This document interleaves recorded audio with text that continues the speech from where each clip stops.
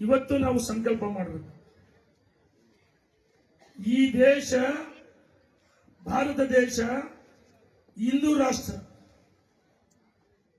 ಕರ್ನಾಟಕ ಶಾಂತಿಗೆ ಹೆಸರಂತ ನಾಡು. ಆದ್ರೆ ಎಲ್ಲ ಒಂದ್ ಕಡೆ ವಿಕೃತ ಮನಸ್ಸಿನವರು ಪಾಕಿಸ್ತಾನ್ ಜಿಂದಾಬಾದ್ ಅಂತಾರೆ. ಇನ್ನ ಮದ್ದೂರಿನಲ್ಲಿ ಕಲ್ಲೆಸೆದವರಿಗೆ ಶಾಂತಿ ದೂತರು ಅಂತ ಹೇಳ್ತಾರೆ ಈ ಸರ್ಕಾರ.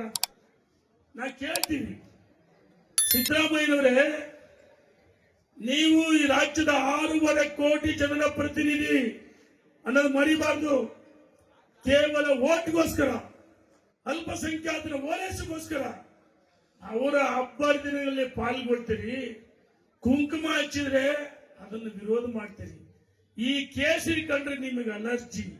ನಿಮಗೆ ತಲೆ ಮೇಲೆ ಕಪ್ಪು, ಇಲ್ಲಿ ಹಸಿರಿದ್ರೆ ಬಹಳ ಪ್ರೀತಿ ವ್ಯಾಮೋಹ. ಸಿದ್ದರಾಮಯ್ಯನವರೇ, ನಿಮ್ಮ ಸರ್ಕಾರಕ್ಕೆ ನೀವು ಕಾಂಗ್ರೆಸ್ ಏಜೆಂಟ್ ಕೆಲಸ ಮಾಡಬೇಡ್ರಿ. ಸರ್ಕಾರದ ಪ್ರತಿನಿಧಿಗಳಾಗಿ, ರಕ್ಷಕರಾಗಿ ಜನರನ್ನ ರಕ್ಷಣೆ ಮಾಡಿ.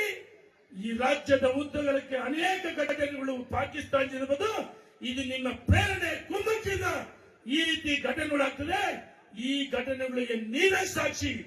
ನಾವು ಸಂಕಲ್ಪ ಮಾಡಿದ್ರೆ ನಿಮ್ಮ ಸರ್ಕಾರ ಈ ಕೇಸರಿ ಮನಸ್ಸು ಮಾಡಿದ್ರೆ ಬಸ್ ಮಾಡ್ತೀರಿ ಅಂತ ಹೇಳಿ ನಾನು ಈ ಸರ್ಕಾರಕ್ಕೆ ಒತ್ತಾಯ ಮಾಡ್ತೀನಿ.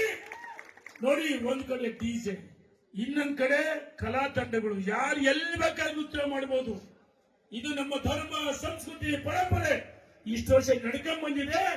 ಇದಕ್ಕೆ ಅಡ್ಡಿ ಪಡಿಸಬೇಡ್ರಿ. ನಿಮಗೆ ತಾಯಿ ಚಾಮುಂಡೇಶ್ವರಿ, ಮಂಜುನಾಥ ಸ್ವಾಮಿ, ಅಣ್ಣಪ್ಪ ಸ್ವಾಮಿ ಮತ್ತು ಸಕಲ ವಿಘ್ನಗಳ ನಿವಾರಕ ಇವರ ಶಾಪ ತಟ್ಟುತ್ತೆ. ನೀವು ಬಸ್ ಮಾಡ್ತೀರಿ, ಡಿಜೆಗೆ ಅನುಮತಿ ಕೊಡಲೇಬೇಕಂತೇಳಿ ಒತ್ತಾಯ ಮಾಡಿ, ಕೊಡದೇ ಇದ್ರೆ 15-20 ಲಕ್ಷ ಸೇರಿ ಡಿಜೆ ಹಾಕ್ತೀವಿ. ನೋಡೋಣ, ಮುಟ್ತೀರಾ? ಕೇಸ್ ಹಾಕ್ತೀರಾ? ಎಷ್ಟು ಚೆಂದ ಕಳ್ತೀವಿ. ಈ ಸರ್ಕಾರಕ್ಕೆ ಒತ್ತಾಯ ಮಾಡ್ತೀನಿ. ನಾನು ನಮ್ಮ ರವಿಕುಮಾರ್ ನಾನು ವಿನಂತಿ ಮಾಡಲ್ಲ, ಒತ್ತಾಯ ಮಾಡ್ತೀನಿ.